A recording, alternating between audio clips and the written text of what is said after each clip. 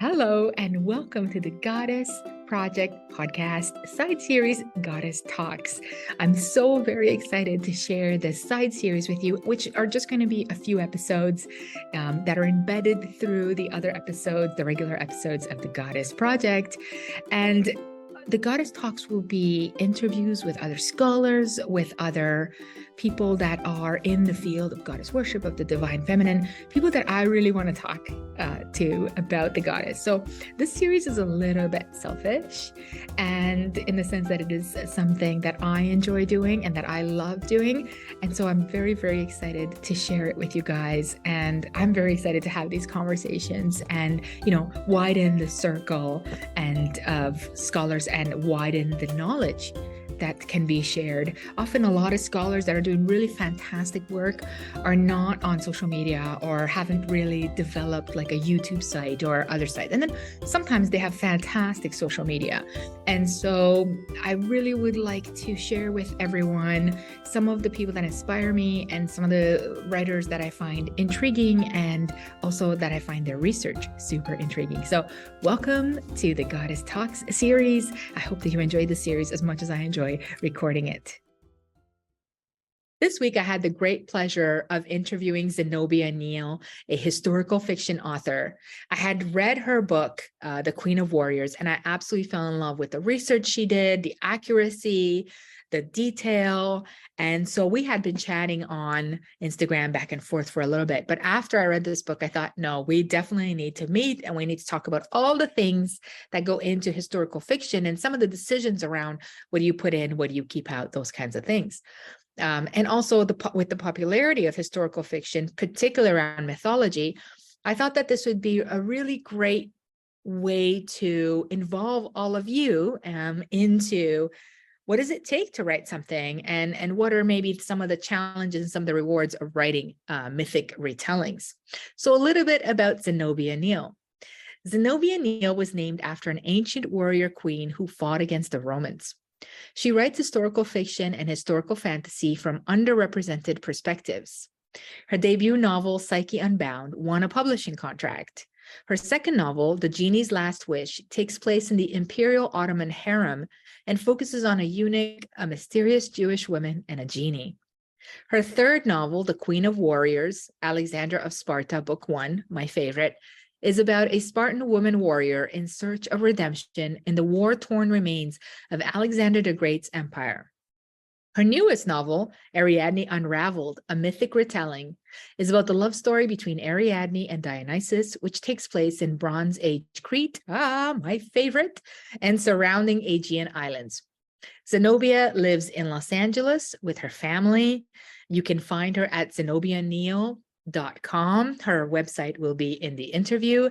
I really hope that all of you will enjoy this interview. We had a blast filming it. We talked about all the things we weren't even expecting to talk about. And so I really hope that you enjoy listening to it as much as we enjoyed recording it. Yay. Okay, so hello. Oh, I didn't ask how to pronounce your name. Is it Zenobia? It is. Oh. What are the other choices? I thought more like Zenobia. Uh-huh. No, actually, it's Zenobia. I was like Zenobia, but then I don't know. Some people might be like Zenobia, right? And I'm actually curious because your name is so wonderful and so rare. And I thought, did your mother have a premonition that you would write about, the ancient world? No, I don't know if my mother had a premonition. My father chose my name, and it was a surprise to my mother. A surprise. Super not great relationship there. So he surprised her by naming me Zenobia and gave me a few other different unique names to go with it. So he actually named me Zenobia Euphronia after Euphronius, the vase painter. It's so beautiful, from the though. Louvre. Uh-huh. So yeah, so he gave me those names, and it was not easy to have weird names. The funny thing is, like, people were always asking me, were your parents hippies? And I'm like, no, they were like into the ancient world. I was gonna say, were they historians? That was my thing. They were both very interested in history, Nice. all kinds of history. So yeah. Nice. And so do they call you Zen or Z? Just different. I mean, you know, in high school, there were a few different, you know, how everybody gets nicknames in high school. Yes. Yeah. Yes. For me, it was always Car. You know, I hate my name, Carla. And I used to threaten my mother that I would change my name. I wanted something like Moon or Star. I wish my parents were hippie. You know, I Right. wanted Then they would Sunlight or something, you know? But my mother liked Carla, and back home in Romania, it was an Italian name. And so it was interesting, whatever. I don't know. But when I came here, everybody called me Car, which is okay. But, you know, it's Car, you know? right. That's a weird abbreviation. I mean, Zen offers like a Yeah. little A little smooth. Zen. So then, actually, that's a good segue into your work. How did you get into ancient studies, and how did you decide that you're going to write historical fiction, you know?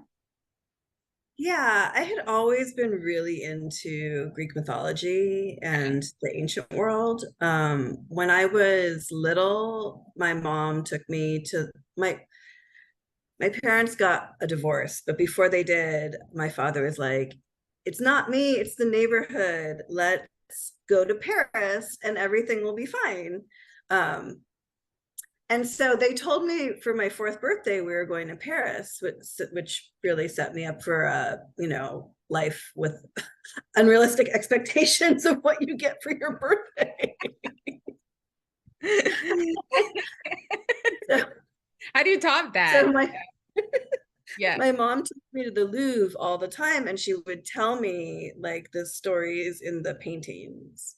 So like, and then at bedtime she would tell me the Greek mythology stories as well. So I kind of just grew up with those stories. So I always was really drawn to it, to mythology and to the ancient world. And I grew up in a Victorian house, so I was always thinking about like, how did people in the past live, and what did they think about, and what did they wear, and how uncomfortable was it, you know? I love that. Yeah, so I always was really drawn to the past, and I always really liked stories. I remember the day that I realized that I was stuck in my body and that I couldn't become like a fairy princess or a firefighter or a pirate, and like what a bummer that was. And so I think like being a writer is the closest thing I can get to that. Yeah. And it's funny that you say that, because I think it's the details too. Like you say, like, what does this feel like? Or what was this person wearing? And so I think that's the details. And in your stories, that's my favorite part, is the details. Because it creates like a smelly texture, tacit, you know, world for us. Right. And so I'm like, yeah. And like the way things feel, and like the way skin feels. And I mean, like, you know, if you're in a battle worn, like I'm thinking of the Queen of Warriors, but like, I just read this part where they're like bathing her skin and they're putting all this oil on it, and it's got this smell. And I'm like, this is so amazing. First of all, I would love to have a bath like that and a massage. But you could smell it, you could be in the room, you know, it's really beautifully written. Yeah. Yeah. Yeah. Okay. So let's talk then. So let's talk about some of your favorite works. Ariadne and Dionysus. Yeah. So my most recent novel, Ariadne Unraveled, is I've always been really drawn to Crete and Minoan culture. And so I wanted to write about Ariadne's story, but from a Minoan point of view, because I feel like a lot of the Greek myths that we see are from like an Athenian point of view. Agreed. And it's interesting when you find out that, you know, there are all these cultures there before the Greeks came, and how those gods got incorporated and some of them got demoted. They weren't part of the Olympian pantheon or changed. So I was really interested in seeing it more from a Minoan perspective than an Athenian perspective. Because the story of Theseus is always, his story, and Ariadne is kind of just a pawn or someone who doesn't have very much agency. So I wanted her to have more agency and also to have more of a chance to act. So instead of being a princess who is, besotted by this Athenian hunk, she's a high priestess who has a mind of her own. And also your podcast about Ariadne and Dionysus was really great to listen to. And there are so many different conflicting myths about them. Yes. And it was hard to interweave them, but I wanted to tell a story that kind of touched base on several different parts of them, of all the different stories. So there's one of the, I think it was Nonus. There was one who talked about how Ariadne and Dionysus had been married before Theseus came, which somebody said was like one of the reasons that Artemis told him to smite her. And so I played with that idea in Ariadne Unraveled, that they had been married before. Yeah. So I'm so glad that you did that story. I have not yet read that story, but it's on my list. Because I'm digging through like 5 books. And sometimes I also savor some books for like particular activities. Like if I know I'm traveling somewhere, I'll be like, I'm saving this book for that time. I did a recording with a scholar in Minoan culture. And her name is Laura Perry. And what was really fascinating is like, we can talk about Ariadne. And I love that we all talk about Ariadne because I really think it's time for her to come to light. Right. But also I really love this continued idea that we are tracing her to like a pre-Athenian version. Maybe it's time. Like, I feel like there's a Minoan resurgence. I don't know if you've seen that. Well, so Laura Perry was actually my editor of this book. Oh my God. Yeah. And she, oh my God. had a modern Minoan pagan group, which I've been a part of for a really long time. And being part of that group was really helpful in writing Ariadne Unraveled, because there were so many different times people made suggestions that actually wove their way into my book. And one of them was talking about kind of putting down your enemy, and how there's no better way to put down your enemy than to say that they are a bull effer. And so I really kind of went with the idea, because we always think of the Pasiphae and the Minotaur story, and the bull from the sea, Pasiphae and the bull from the sea, literally.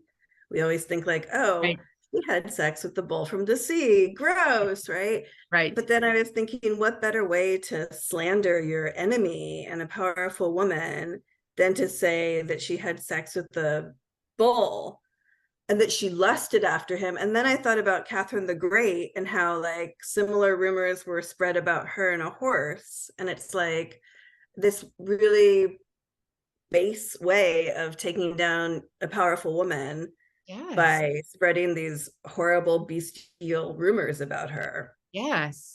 So, and I kind of thought like, what if the Athenians saw a Minoan wearing a bull's mask and were like, there's a bull. Instead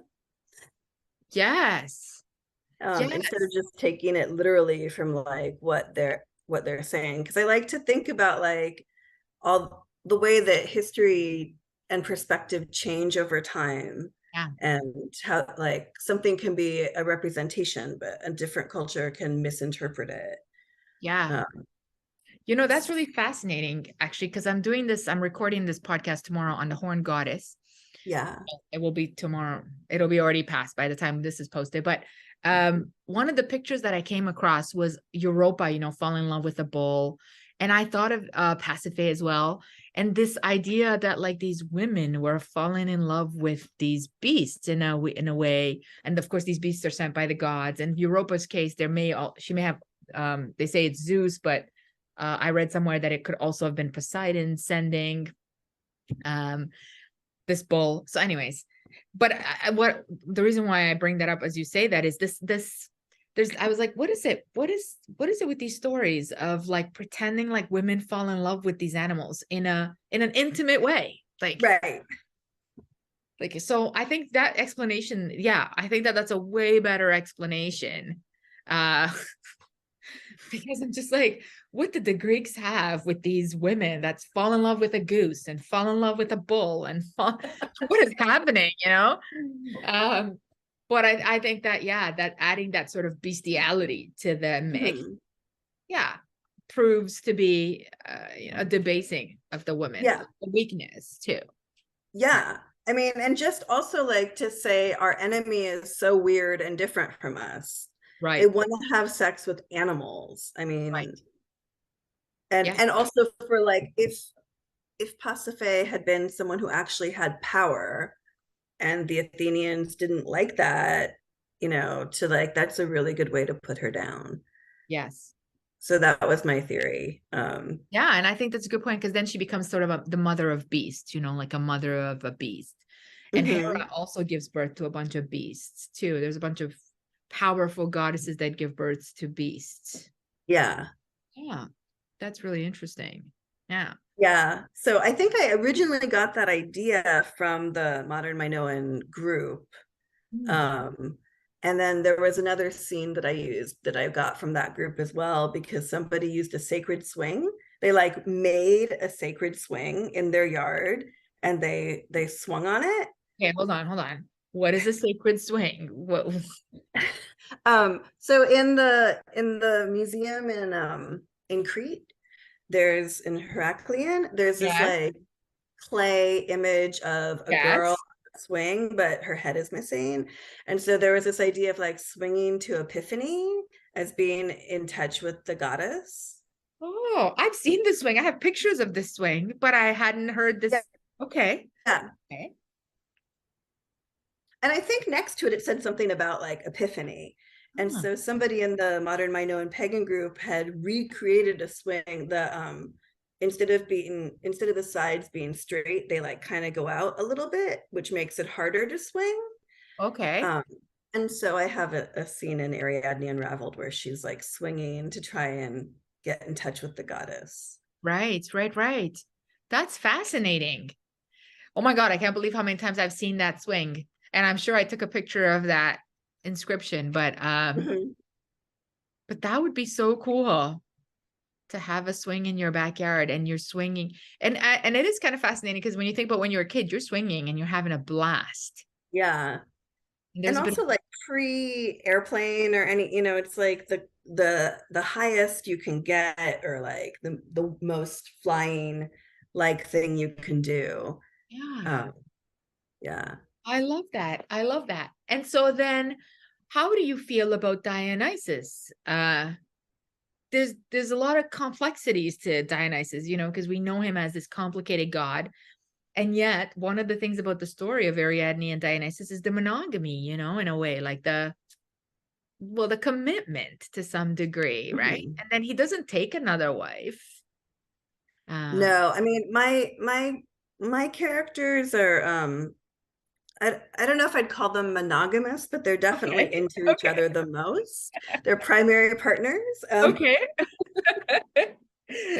So that's exciting.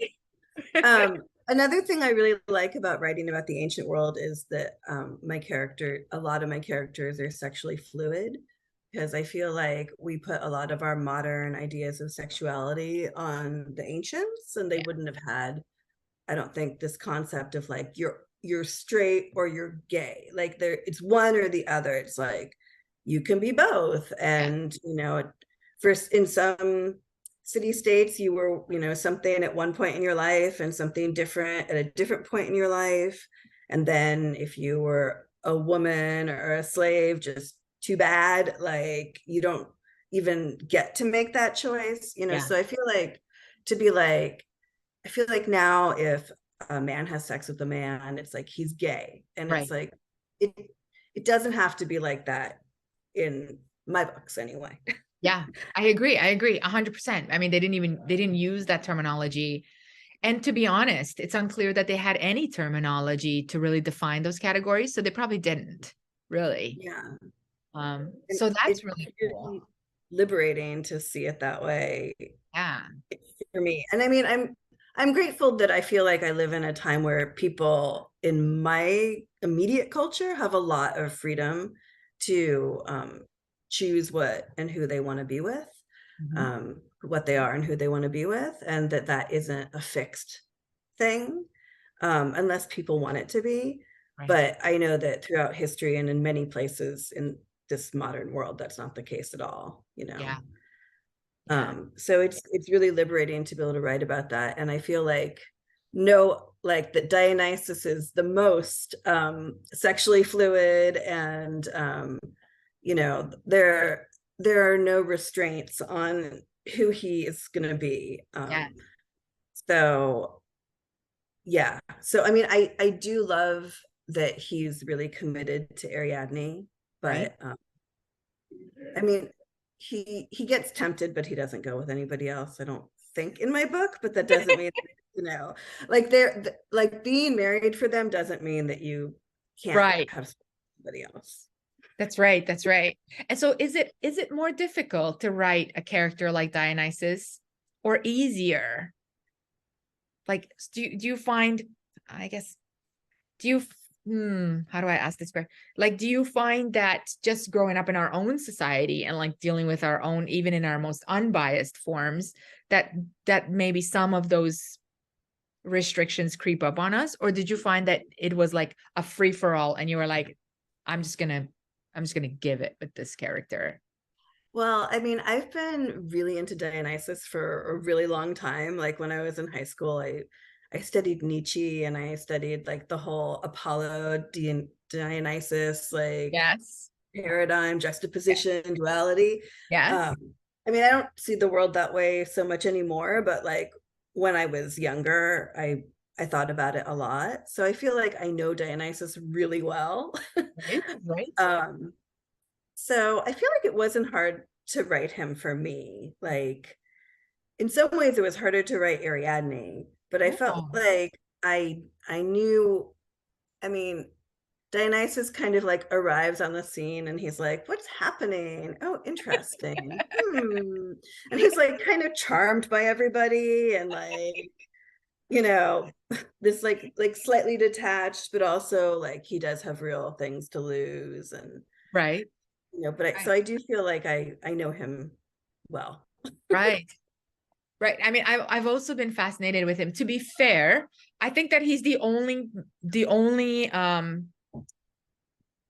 male god that Hmm. I'm willing to entertain, you know? Like I don't like Apollo at all. Like every time somebody posts about Apollo, I go nuts. Like in my head, I'm like, oh my God, why? Why? Poor Apollo, he just can't win. My God, I cannot. Okay.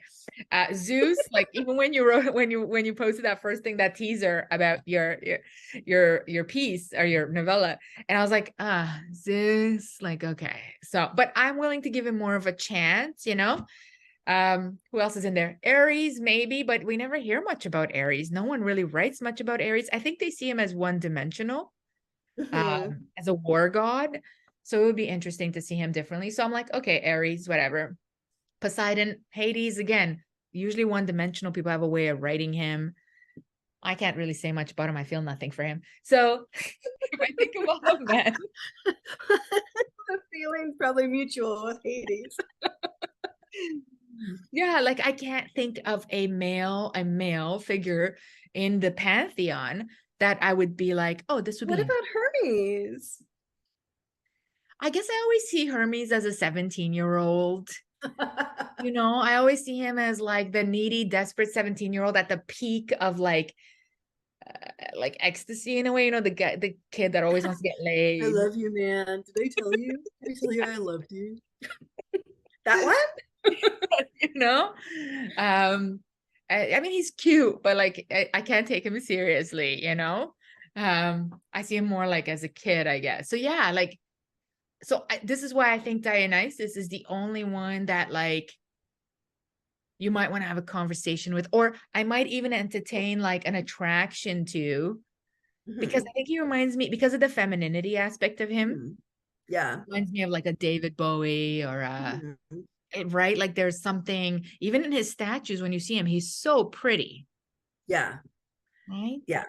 And I feel like one of his challenges is to accept that and to accept himself, because it's like the other gods are always like, oh, he's so effeminate. It's like he had to come to peace with that. And that is who he is. And he's fine with it. And it's the other gods that have a problem with it. Mm-hmm. But I love writing about Hades. I have a really good sex scene with Ares, with Mars and Venus in my novel Psyche Unbound. It's the Roman version, so I had to call everybody by their Roman names because Right. the story was Roman. So like it was so hard for me to call Ares Mars, but I did it. So I include him and Venus having sex in a temple, Oh my and gosh. in front of poor little Psyche, and and it was really fun to write that. Um, so I feel like Aries with Venus, I mean with Aphrodite, or Yeah. Mars with Venus, like can be a fun thing to see. I also, in Ariadne Unraveled, I wrote about Hephaestus, and he was really a fascinating character for me. So Dionysus is twice born and Hephaestus is twice fallen, and they're friends, and they're also like rejected by the other gods, and they like get along really well. And then Dionysus is hanging out with Hephaestus, and he's like, oh, maybe this volcanic ash would work with winemaking. And I was like, so I really liked writing about Hephaestus too, because he's like the only god who has a job and who has a disability, and he also like had to work really hard to be accepted. Okay, so I may have to backtrack a second because I forgot about poor Hephaestus. I agree with you 100%. I love the fact that he is born out of parthenogenesis, right? Like I love that. And when I talk about Yeah. Hera, I always talk about that. And then I kind of lean towards him and Hera having a positive relationship. I know a lot of the writers tried to give them this really damaging relationship. And you're absolutely right. Like I always see him as a problem solver because everybody Mhm. goes to him, oh, I need armor, or crack my head open, or help me figure this out, or can you make me a sword, or whatever, right? And then I also feel a little bad for him because he's forced to be married with Aphrodite, right? There's like Mhm. uh and so I always kind of see them as like friends who agree to just pretend they're married, but then they go. Yeah. And I actually, oh my God, Zenobia, I actually saw this piece. Maybe I'll share it on Instagram around the time we publish this. That has, and it's a Roman piece to be fair, that has Hephaestus working at something, and uh Venus. Okay, well, we're getting all the names everywhere, but anyway, Venus sitting on Mars's lap right in front of them, and they're having like a little trio happy family moment. Oh, wow. Yeah. Yeah. Now that you just reminded me of that. And I don't, where was it? I think it was at the Met when we were at the Met. And, but it looked like such a great piece because they were Mhm. all there together. And it's very clear that Venus is like hugging Mars and like they're having a little thing. And Hephaestus is just like he's making something, I think. And he's just kind of smiling at them. And there may be a little Cupid around there. I can't remember. I'm going to look it up. But I would love to think of it more like that. Yeah, me too. Right? Than Yeah, the I mean, story they that can we're just telling. have an adult poly relationship, and nobody needs to get hurt. Yeah, I love I that. actually I have I've seen a bronze of Venus and Mars, and she's on his lap, but Hephaestus isn't there. Oh, that's So really, I'm yeah. looking forward to seeing the image. Yeah. Thank you for reminding me. I will post that at some point. But yeah, that's really great. And I love the Dionysus and Hephaestus friendship. Because, Dionysus doesn't actually have a lot of friends, like in the pantheon. Mhm. Um, Mhm. I mean, I've seen him with Artemis quite a bit, right? He's been worshipped in some places. They're together, but I don't know if I'd call them friends. I Um, don't think any of the gods really know what it is to be friends. it's true. And I think, except for Hestia, who's like, I'm going to go hang out with the mortals because you guys suck. It's true. It's true. You're right. It's true, but I do think you're right. I think if Dionysus had a friend, it would be Hephaestus. I think Yeah. it's the only one he could really bear compared to the other Mhm. doofuses. Well, I mean, they have so much in common with not really fitting in Yeah. and not really being cared for or accepted for who they are, or Mhm. they're grudgingly accepted for who they are. Yeah. Yeah. Um, Yeah. I think it's really interesting that you can't stand Apollo, but you love Artemis. I Um, do. Yes. Yeah. and I swear to God, if there was a TV show, it would be called like Apollo Can't Win. It's so funny how like his whole thing is that like No, I don't like nobody wants him. no, I don't like him. So I see him as an unnecessary addition. Now, I should say that I have a little brother whom I love, but perhaps he's an unnecessary addition too. Uh, I'm just kidding. But I see him like as an unnecessary addition, like a later historical addition because she was on her own and she was so powerful. Mm. But I mean, he kills the python at Delphi. He's always assaulting women. He's like the most unresponsive god. So I can't find a moment in which I see him and I go, okay, well, maybe. No, I don't know why. And it's true. Like I sometimes look at Artemis and I go, deal with that. Like I don't like that's your thing, or people will have them together, when you go visit places and it'll be like, this is the temple of Artemis and Apollo. And I just ignore the Apollo altogether. And I'm like, this is the temple of Artemis. And So funny. It's really funny. yeah. So yeah. And then what he does to Cassandra, anyway, I can go on for like ever. Not liking him. Yeah.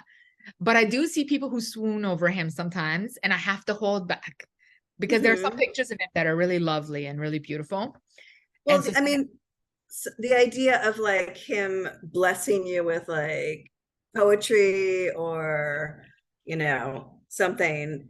um but did it all start with what's his face, Hyacinth? what started? What do you mean? Like all of his bad luck and all of his like inability to have a relationship with somebody who liked him. I don't know. Now that you say that, I guess I've always taken for granted that he just can't seem to have a relationship with anyone that. Right. So like, Yeah. why doesn't, if he's so great, why doesn't nobody like him? Like He's the women. like the anti love, like, Yeah. or even like want to hang out with. If he's so beautiful and he's so amazing and he's so powerful, why do all these women try to escape him? Um, of course, I mean, there's obviously historical political issues with the mythology, but I just think if we're Mhm. talking about him as a character, he Right.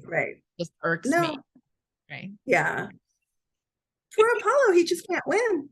He can't. He can't. He can't. He can't. And sometimes I feel like I don't do a lot of podcasts on men or male Mhm. figures because I'm just not really that interested. But sometimes I'm like, oh, I could do a whole podcast bashing Apollo. But I don't think that's fair. I don't know if that's fair. People be like, Carla, must you though? Must you? So I don't want to bash people, like my friends who everybody likes different gods, different things. So Mhm. I don't want to because if they came for Artemis, I may be quite irked. So I'm like, Uh-huh. okay, we'll all have boundaries. We can all like the gods we want to like. Exactly. But yeah, as far as like men in the pantheon, yeah, I think those are. And so what do you think about Dionysus's children and stuff? Like, I mean, I also find that fascinating because he has so many. it But was really hard to make that work in historical fiction, right. you know, because like especially because so there's this book called The Marriage of Cadmus and Harmony by Roberto Scafa. I don't remember. Yeah, I'm terrible with names. And Yeah. he talks, I feel really bad that I don't know how to say his last name. It's got a C. And he talks a lot about Io. No, he talks a lot about the bull from the sea, and is it Io and Europa? And like how it's always going back to a bull, like we were Yeah. talking about earlier. It's always going back to a bull abducting a woman from the ocean, and like what does that mean? But he also talks about Ariadne, and he has this line in there that nobody in mythology has been killed in more ways than Ariadne. And so writing about her in historical fiction was pretty challenging. And as you talked about in your podcast on Dionysus and Ariadne, you know, it's like she bears Dionysus all these sons, but then she dies. So it's like, how can you have like 7, 8 children and die? So in my book, I like narrowed it down to 3, maybe 4. Uh-huh. Uh-huh. It's like they didn't have there was like a 3-year period. I kind of did it in like groups of 3 years. Right. So she had the twins and then the other one and then the baby. Right. So I think um and Dionysus gets to be a little bit of a hands-on dad. I love that. So I liked what you said about like how having a lot of children shows power and you know, also to be strong, to not die. It's Yeah. huge. And the children of a god. I thought Yeah. that was also, you know, because if you think about like who has the children of like Matisse when she has Athena dies, Dionysus' mother dies, Heracles' mother dies. Right. I can't remember about Perseus's mother. She might die. No, she makes it. Is it? Yeah. You know, so But there's a she could lot, have died. right? Because don't they lock her in the box, right? And Yeah, they put her in the box, and her father puts her in the box and sends her out to sea. yeah, yeah. So, and so when I was reading, like, so it's so weird to me because I was not unaware, but I just was not pulled towards Ariadne for a long time. And then a whole bunch of like synchronicities happened and she kept showing up. And then I had this really intense, like, vision experience when I was at a retreat and she showed up. So then I kind of started thinking about her more and like I couldn't get her. And then of course I love Crete and I want to move to Crete and I want to build in Crete and Ariadne's all there. So then I started looking for her more and more. And the children, even when I was doing some other now I didn't do the most in-depth research for you don't have time to do all of that. You have done more research on Ariadne and Dionysus than I have, I guarantee you. No doubt about it. But when I saw the children, especially boys, that's what I was thinking was like, this is unique for godsons. Yeah. They all become something important. Right. Right. They all become, and I mean, it was one of the challenging things in writing this book was in my first draft, I have them like hanging out and drinking wine. And I was like, oh my God, there's no wine yet. So to write a book like in ancient Greece, or what we think of as ancient Greece, and there's no wine, I was like, oh my God, Dionysus has not brought wine to Crete yet. Right. There's only beer and mead. Right. And tea, mountain tea, all kinds of crazy tea. So later, I mean, so some of his children are, you know, like really important in wine producing. I did a little bit of research in wine production and the history of wine, and it's pretty fascinating to learn about like our relationship with discovering wine and beer and wow. yeah, there's this theory that one of the reasons that people stopped being hunters and gatherers is not because we wanted to make bread, but because we wanted to drink beer. I mean,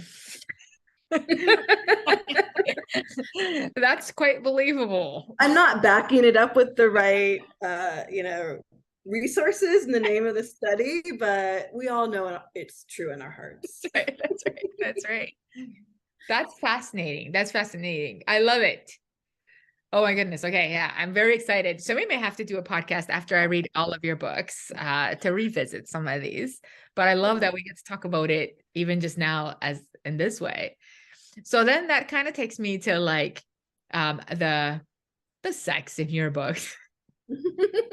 Beer, wine, sex. Right. Right. I think it's okay. So I was just talking to my daughter actually just before we started talking, and I said one of my favorite things about her writing is that she's like no holds bars in the sex part and the erotica.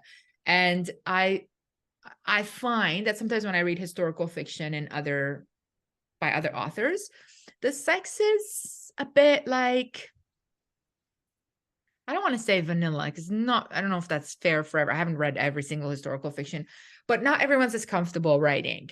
But the ancients had lots of fantastic sex. They drew about it, painted about it, they talked about it, and they had a really like a raw sense of even talking about it.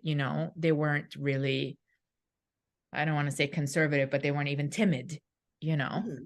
And so how do you, what's my question? How do you feel that's been received? And just like, how do you feel like, why is it just something you enjoy writing about? What do you think it like? Yeah. So yeah, just tell me what you think about it. So, I feel like my characters want to do it.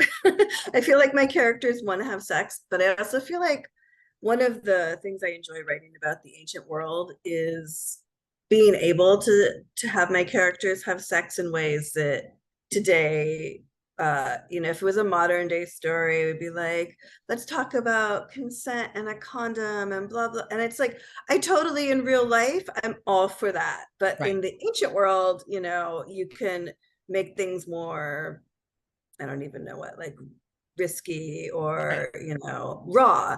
Like it's part of power of, writing in this, it's historical fiction, but there's an element of fantasy to it as well. Mm-hmm. So I just kind of jump in, and a lot of times it's like, it's not like I sit down and I think, well, when I wrote Psyche Unbound, I was like, I'm going to write a erotic retelling of the myth of Cupid and Psyche, because like she she can't see him and he comes to her every night, and like she thinks he's a monster, but it's Cupid. Spoiler alert, sorry, but like, it's Yeah. like, it Yeah. seems like a really bizarre but kind of sexy fantasy. Agreed.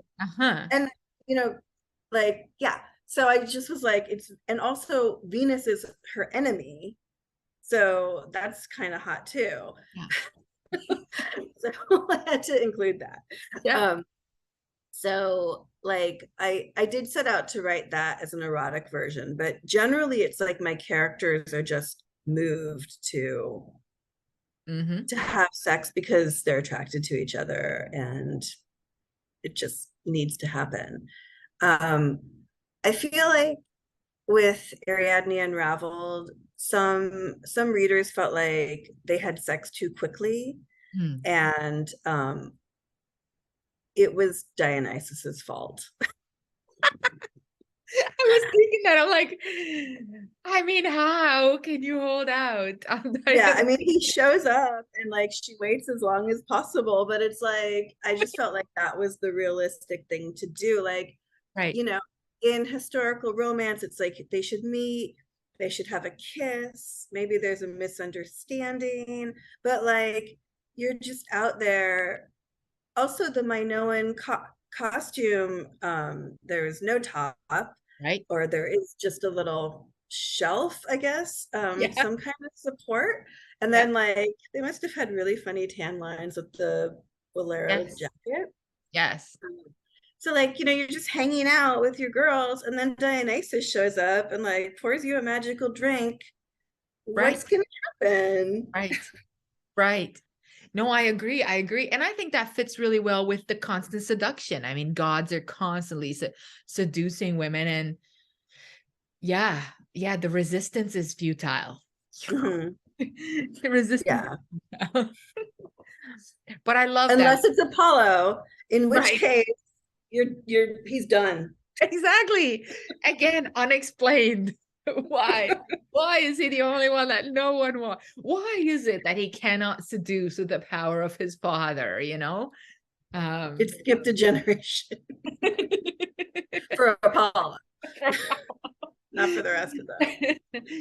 Yeah, yeah, but I love it. So I just, yeah, I just want to say that I'm a supporter of the raw like intimacy. I think it adds that kind of like, so one of the things that I like is that it adds like grit, a little bit of like grit to the story.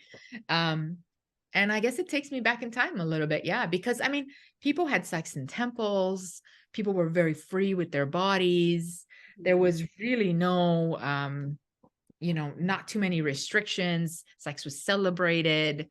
And so Mhm. I think that has to be a part too of writing, right? To some degree. Yeah. And also I feel like, so there are a lot of mythic retellings right now, and they're feminist retellings. Mhm. But I feel like some of the, I mean, not that I've read all of them or anything, but it's like my female characters want sex because they enjoy it. They're not like, oh, I don't, it's not like a Regency situation where they're going to be their, reputation is going to be destroyed if they have sex. It's Right. like they want to have sex, and they have sex with their girlfriends, and they have sex with like the gods, and Yes. they're, Yes. living their best life. Yes. And I mean, like, honestly, I think that's historically accurate, like, no doubt, when I try and tell my students, when we talk about how like people would have sex in temples and that was normal. And then I tell them like how actually the Greeks began, especially as they move forward through time, they began to like sterilize temples so that you couldn't have intimacy in them anymore. And you know what I mean? And so there's this movement towards like, again, virginity and all this kind Mhm. of stuff. But that's a much later, it's a much later, again, political patriarchal movement to, again, like Yeah. close off women and, control bodies and control reproductive systems and all that stuff. But in the early days, yeah, people would go to temple and have a blast, and there was no judgment. Um, I even tried to explain to them that sometimes like people had sex with other people just to become to see themselves as fertile, or to Mhm. hope that the god blesses the union so that they would become pregnant. And some of my students sometimes have a hard time with, I don't understand. They go to a temple and they have sex in front of priestesses. I'm like, yes, they have a blast, you know? Um, so I like that. Like I like that. I think it's authentic. So I really like that.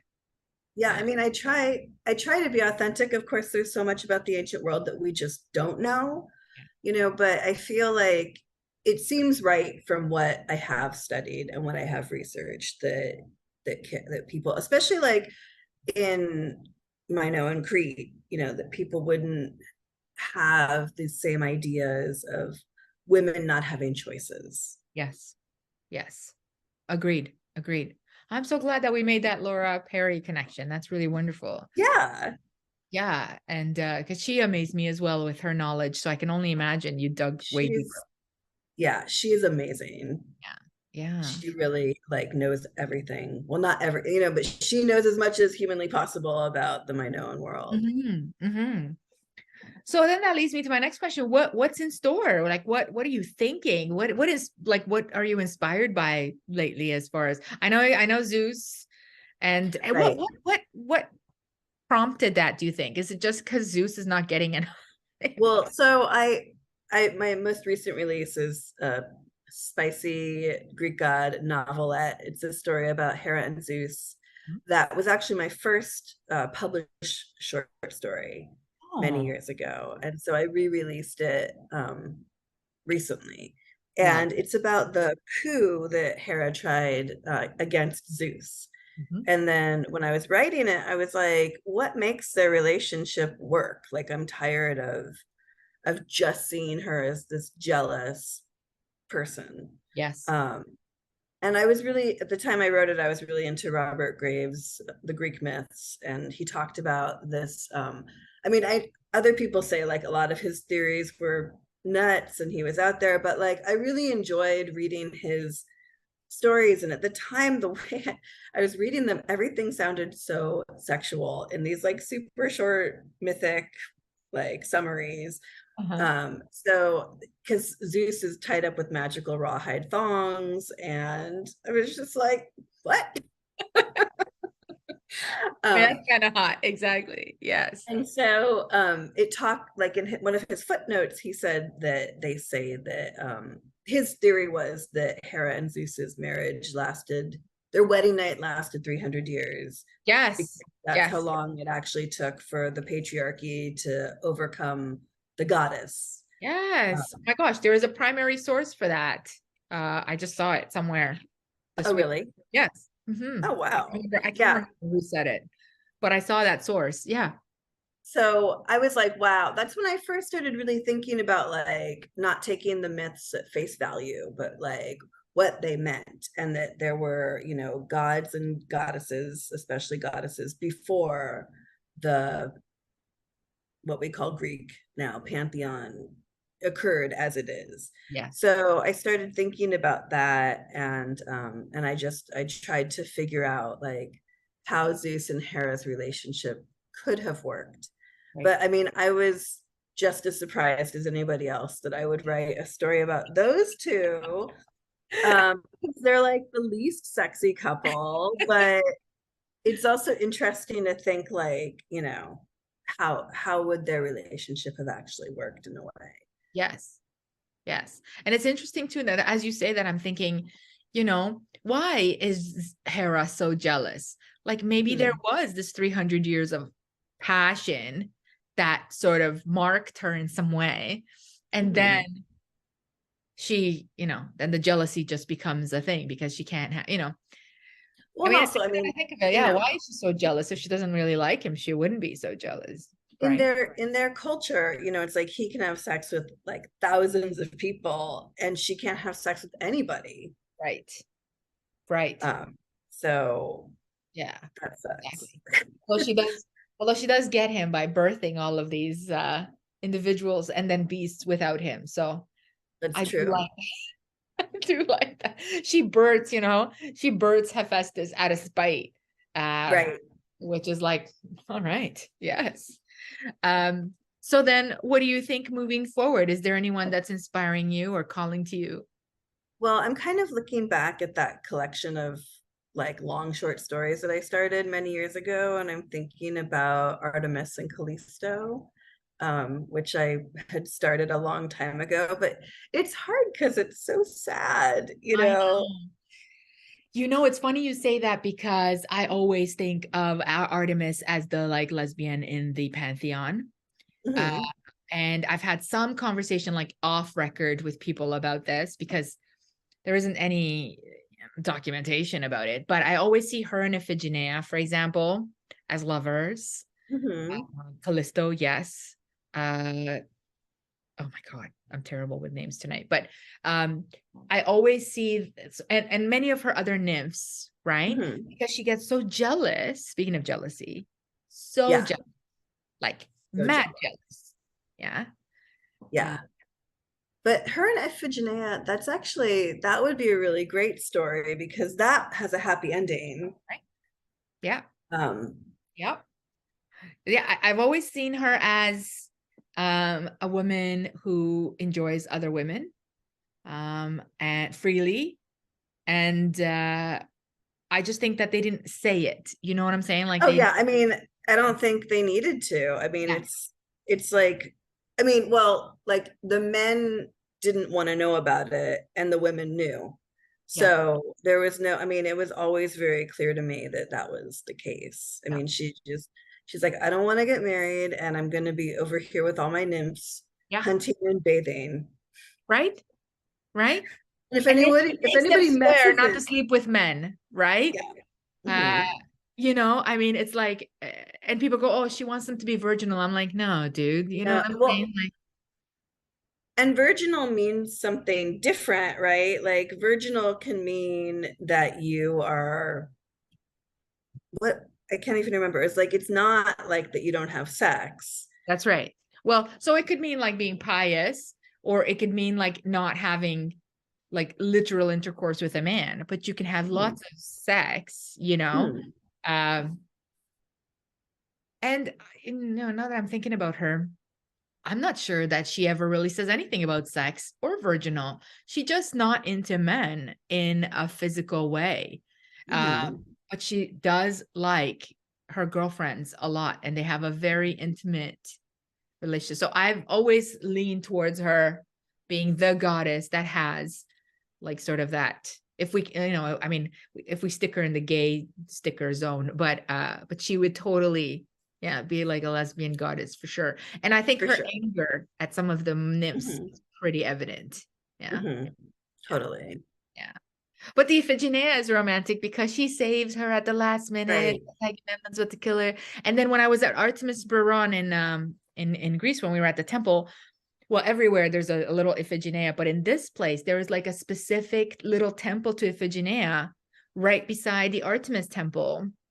Oh, wow. Yeah. And so again, the Hmm. thought came up, and they have like a little Iphigenia cave and priestesses to Iphigenia. And I was like, well, this is very romantic. Like, Wow. you know, um, so she pops up a lot around. I mean, Mhm. she does pop up a lot around Artemis, but Hmm. yeah, yeah. And then I guess they do kind of go on almost forever. I mean, I don't think that Iphigenia goes away from That's her. Like, interesting. yeah. It's So hey, really interesting. if you hear Yeah, get that is a inspired. happier story than the one that I was starting to tell. Um, yeah, I just have like it's hard to write historical fiction because there are so many, you need to do so much research and there are so many like conflicting stories. And it's also different, you're like in the middle of writing and it's like, what flowers were available if I want to like scent the oil slash moisturizer, like, you True. know. True. This is why I could not do it. I admire you for doing stuff like this so much, because this is exactly the thing. Like, I love to dig up archaeological facts, primary sources, temple, all that stuff. Mhm. But the fill in the blanks requires a level of patience, Yeah. right? And like chasing that, falling down that rabbit hole of like trying to pin down. Mhm. And so this is why I also love reading historical fiction, because it brings that world to life for me a bit. Yeah, Um, but you don't have to figure it out. It's like done. yeah, and sometimes I like almost hope like I try not to read the end. I mean, the end sometimes, but you're like, is this author gonna take me sideways? Like I'd like for someone to like just take us sideways or whatever. But I know Yeah. that people feel differently. Like people are like, this is not accurate to history. And I'm just like, well, I mean, Well, yeah, I think that that's an interesting point because I mean, it's not accurate to like the traditional story, right. but maybe some parts got left out. Like it's hard to know, and I feel like it's interesting to notice how much like how some people have more tolerance for change than others. I feel like tolerance isn't quite the right word I want to use, but like flexibility in how you can reinterpret a myth or retell a myth, right? Mhm. So it's like you're retelling it, but how different is it going to be? Mhm. Because I feel like a lot of the ones that I've read are really more mainstream, and it's like, this is the story, this is what happened.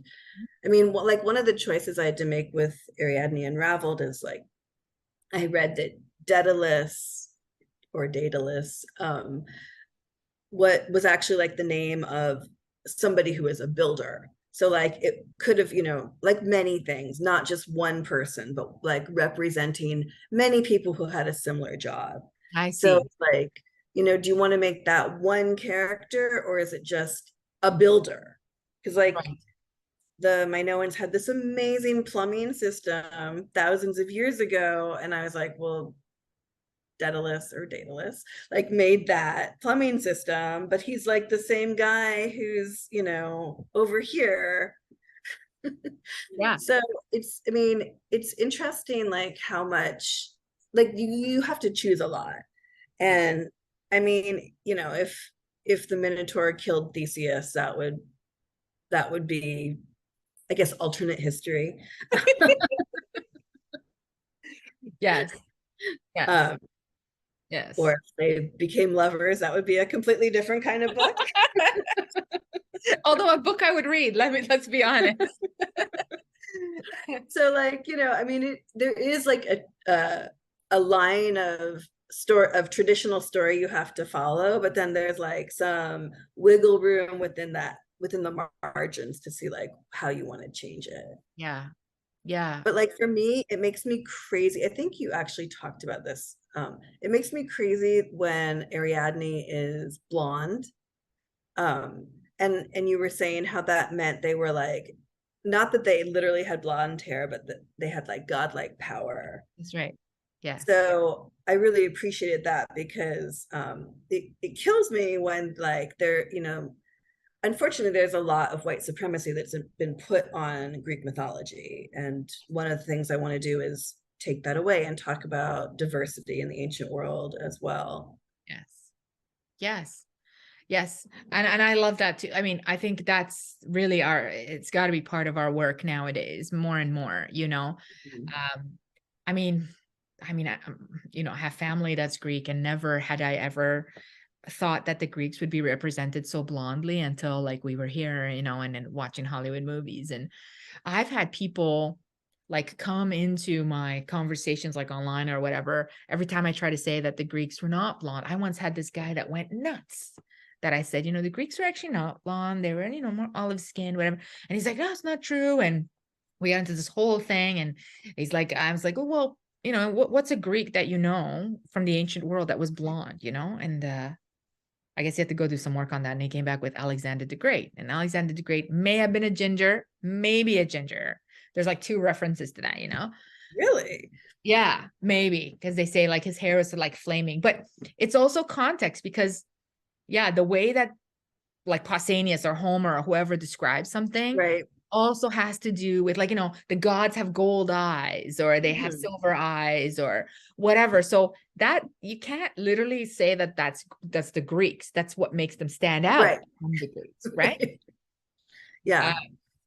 So yeah, I too have sometimes a problem with I don't know what I see as a reality. I mean, just a fact, but other people. You just have to look like at, I mean, I know that in Minoan art, like Egyptian, it was, the women were painted in white and the men were painted in red, but I'm guessing that their skin was more red and their hair was black. Yeah. And that's how my characters look. Yeah. Which was hard for me, because I am a ginger, and I kept thinking like, oh, is she gonna get a sunburn? Because I would get a sunburn, but she didn't need to worry about it. I love that. Yeah, especially some of those outfits.